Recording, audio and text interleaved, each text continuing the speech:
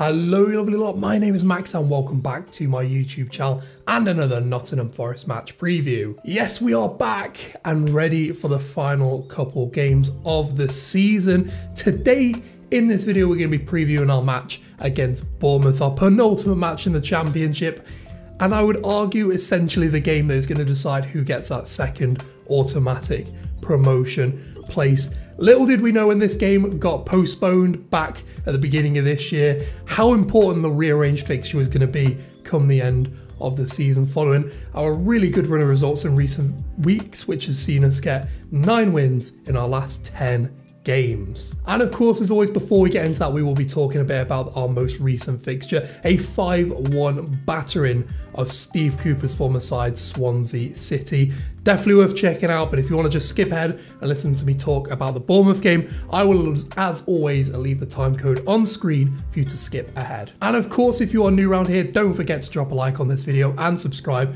to the channel whilst you're down there. We passed 500 subscribers last week. We are well on the way to 1,000, which is our next milestone, and hopefully we can hit that as soon as possible. And yeah, the support on the channel recently has been pretty mad, and thank you very much for that, and hopefully we can get bigger and better heading into the next season. And of course, let me know as well what you want to see me do in the off season before we start our next campaign. And what a way to send the City Ground faithful home happy, winning our final home game of the season 5-1 against Steve Cooper's former side, Swansea City. Goals in the game came from Jack Colback, who got a really scrappy opening goal that was cancelled out by Michael Obafemi before Sam Surridge hit a hat-trick in the second half, and eventually Alex Myton wrapped up the 3 points with a late strike for his first in the league this season. And it never really looked beyond the Reds. Despite the fact we only saw around 30% of the ball, we were clinical on the counter-attack, generating 27 efforts of our own and only conceding 12 from Swansea, with 17 of our shots coming on target, the most in an English League game this season. And the man of the match on the day for me had to be the hat-trick hero, Sam Surridge, helping us score 5 goals in a league game for the first time since 2018 against Aston Villa. And I've got to say, probably one of our best performances of the season, and what a time to be getting it. And Who Scored definitely agreed with this. They gave him a 9.8 rating on the day, leading not just the squad but the game for shots and shots on target respectively with 9 and 7, getting his 7th goal in just 500 minutes of league football since joining the Reds from Stoke in January. And that game has helped us keep pace with Bournemouth at the top of the table, with just goal difference separating these two sides. In fact, we've been able to nudge ourselves ahead of Bournemouth on not just goals scored but on goal difference, which, especially if we win this game, is going to be crucial come the weekend. Speaking of which, let's talk a little bit about how Bournemouth are doing this season. Now, you may notice some of the stuff I'm going to be saying has been repeated from a previous video. I did make a match preview video for the recently rearranged game against Bournemouth all the way back at the beginning of the year, so this is mostly regurgitated the same stuff with the stats updated to the most recent set of fixtures, so bear that in mind. If some of this is a bit repetitive, you might want to skip forward this section. It was a really mixed season for Bournemouth last season, scraping their way into the playoffs and turning over managers during the course of the season, starting off with Jason Tindall and eventually finishing off with former Middlesbrough manager Jonathan Woodgate, in which they then lost in the semi-finals of the playoffs to Brentford, obviously eventually promoted to the Premier League, and then lost their best player in Arnaut Danjuma to Villarreal, who's obviously gone on to make the semi-finals in the Champions League. So it was definitely a season of ups and downs for the South Coasters. And they went on to appoint Scott Parker, the former Fulham Premier League manager, as their new head coach. And his first season has been, I would say, markedly improved on what was quite a topsy-turvy season back in the second division for the Cherries last time out. Although that being said, they are currently second in the table on goal difference. They've also had some pretty ropey results, losing to the likes of Hull City and Derby in the league this season and being knocked out the FA Cup in the 3rd round by non-league Boreham Wood. So it's been a very strange season, even with a marked amount of consistency compared to last season. Despite the inconsistencies, they do come into this game in pretty good form, unbeaten in their last 5 games, although this does only include 2 wins, including their most recent result, a 3-0 win against Blackburn at the weekend, in which they were also able to keep pace with us at the top of the table. So as always, we start these videos talking about their season so far, so let's now move into what makes them such a good team. And I've got to say, under the hood, Bournemouth are pretty comfortably one of the best teams in the league this season. Goals certainly haven't been hard to come by for the Cherries this season. The joint second highest scorers in the Championship this season with 72 goals scored, the same as ourselves, Nottingham Forest. And a big part of that has been their top goal scorer in the league this season, Dominic Solanke, netting 29 for the Cherries this year. And this is further reinforced by the way in which they attack, taking around 12 shots per match, which ranks them pretty comfortably in the top third of teams in the Championship, whilst only conceding 9 of their own. They are a +3 shot differential team, which is markedly improved on just +1.2 from last season, which suggests their games are much more comfortable for them and they are more likely to win those games. And really, you can see that on the pitch. They are much more in control than they were last season. Defence definitely seems to be the most impressive area of Bournemouth's repertoire this season, certainly where I've been the most impressed. They've gone from conceding 1 goal per game last season to just 0.8 this season, and gone from conceding 11 shots per match last season to 9, less than 10 shots per match this season, going from 8th to 4th respectively in those metrics, conceding just 39 goals in the process, the second best defensive record in the league this season, behind only ourselves, Nottingham Forest. And like I said, I think it is much more impressive than their goal scoring. We knew how good their forwards were this season. It was a case of whether they could hold out enough goals to really get themselves in the promotion push, and they've definitely been able to do it. The improvements at the back have led to them also being more in control of their games. They've gone from ranking around 54-55% possession in their matches last season to around 57-58 in their matches this season. Again, fine margins, but suggests a greater element of control in their matches. This, however, could play into the hands of Forest. We've been really good on the counter-attack this season, and we saw in that Swansea game, seeing only 30% possession of the ball, how deadly we are in the transition. So definitely something worth looking out for. And for me, they've got a plethora of talent, but the man who really stands out, of course, is the former Liverpool man, Dominic Solanke, knocking 29 goals in the league this season. I believe the second highest scorer in the league, behind Alexander Mitrovic, who is like way off the charts, as are Fulham.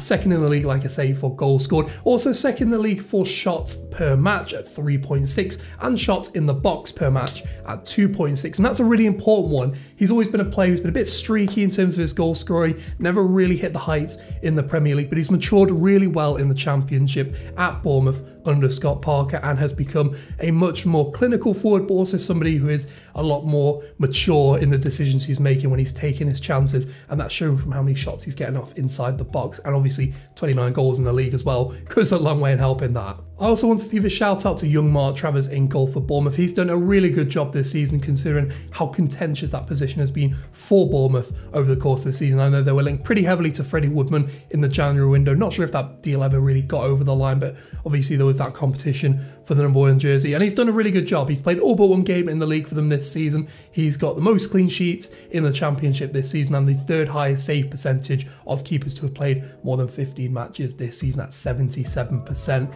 And really all round, at 22 years old, is having a really good season and is clearly a step above Championship quality. So we've now talked about how good Bournemouth are this season, and short answer is very good. So let's talk about what we can expect from them on the pitch. And I've got to say again, I am pulling this directly from the previous video I did on Bournemouth. So again, apologies, may sound a bit repetitive, but the stats have been updated to make them seem a little bit more contemporary. As mentioned in the previous section, Bournemouth are a side who are very dominant in possession. They rank 4th highest in the Championship this season for average possession per match. And this is definitely a facet of Scott Parker's game as a coach. Even in the Premier League with a struggling Fulham side, he always tried to maintain a possession-based style in those matches. He is also a coach who likes to maintain pressure on his opposition by pressing quite aggressively out of possession when his team concedes the ball, looking to regain the ball as high up the pitch as possible to kind of suffocate teams out of possession. And this was best shown during his stint as the Fulham manager,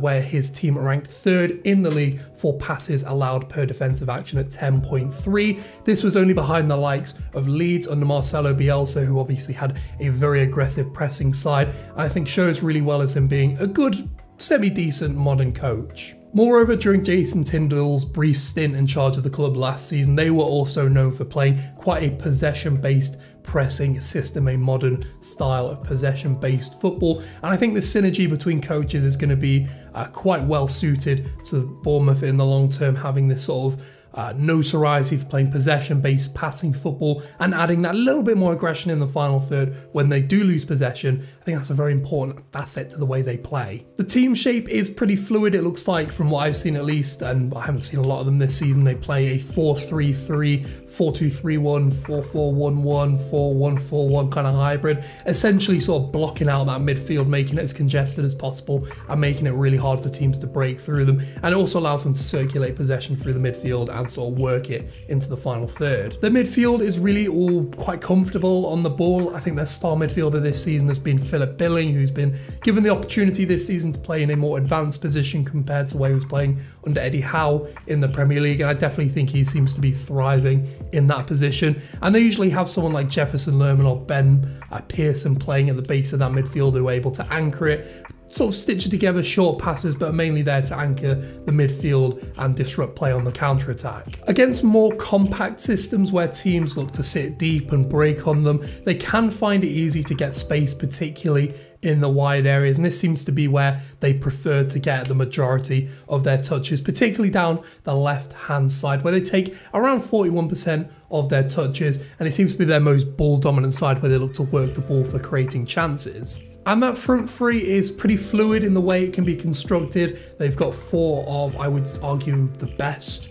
attackers in the Championship this season. They've got the likes of Dominic Solanke, Jaden Anthony, Ryan Christie and Jamal Lowe, and really any one of those four can play in that front three. They're all very flexible and all able to play across the front line, that flexibility being very important for that fluid attacking style that they have. So let's talk a little bit about how Forest can counteract this, because I do think there are some clear weaknesses in the way in which Bournemouth have played, and it's definitely not been comfortable, their run in the Championship this season. And I would argue particularly down our right, their left, they tend to commit a lot more men forward. This could include Jaden Anthony and their left back Jordan Zamora. I'm not sure if they're going to be playing, but this is usually the players they play in those positions, and that could vacate a lot of space down our right hand side. Jed Spence, Brennan Johnson, we know what they're about. When they fly forward, few teams in the Championship can counteract them, especially when they commit so many men forward. And I do think the game is going to be there for the transition, for the high turnovers, for the counter-attack. With the form that the likes of James Garner and Ryan Yates are in the midfield, you can expect to see a lot of turnovers in that midfield third and a lot of pressing into the final third through either driven runs, progressive carries, or through long balls out into the channels. I would argue that the greatest weakness though for Bournemouth is their lack of aerial ability, despite the signings of the likes of Nat Phillips and Gary Cahill in defence. They're not the most dominant team aerially, and they can be pretty hit and miss in this area. They only win around 49% of their aerial duels. With the form that Sam Surridge has been in the last sort of 3 to 4 games of the season, and his pretty decent ability in the air and his destructive abilities as a forward, I could see this causing a problem for Bournemouth, but I wouldn't get my hopes up. They've been a lot better defensively in recent weeks. So overall, Bournemouth are of course a possession-based and very dominant side who are going to look to sort of maintain high-octane, high-intensity attacks in the final third by basically suffocating us, by rotating possession, rotating positions in the final third, and eventually try and carve an opening. And the best way for us to counteract this is to counter-attack them, look for the high transitions, and burst through the midfield. And I think Jimmy Garner and Ryan Yates are going to be essential to that. And of course, the wide players, probably Philip Zinkenalvel and Brennan Johnson, but really, it could go either way. Overall, of course, though, I have to go for a Forest win on the day. I'm going to go with a scoreline of 1-0. I think we're going to nick something pretty early in the game, just like we did against Fulham, and I think I can see this team, the Great Wall of Nottingham, Steve Cook, Joe Worrell and Scott McKenna, defending like their lives are on the line, and I can see us nicking this game. It's going to be tight, it's going to be difficult, but I can see us doing it. I think we've got the quality to do it. Of course, though, as always, let me know in that comment section down below your score predictions and your predictions for man of the match on the day. Like I said, a 1-0 result would go absolutely brilliantly. And with just one more game left after this week, it could go down to the wire. I am so excited, and I hope you are too, Reds. If you enjoyed this video, don't forget to drop a like on it and subscribe whilst you are down there. We are pushing our way to 600 subscribers. The next goal, of course, is 1,000, and hopefully we can hit that in the near future. And I've got to say, we are getting very close to the end of this season. So please let me know in the comments section down below what you would like to see me do during the off season between seasons. I've got a couple of tier list ideas, but if you've got any specific suggestions, please let me know. And I've got to say, to sign this video off, things are getting very exciting. This is the biggest match I have experienced as a Forest fan. I've never seen us play Premier League football, obviously in real life. This could be huge. We'll just have to see how it goes. Enjoy the game, Reds. I will see you at the weekend for the whole game. I will catch you later.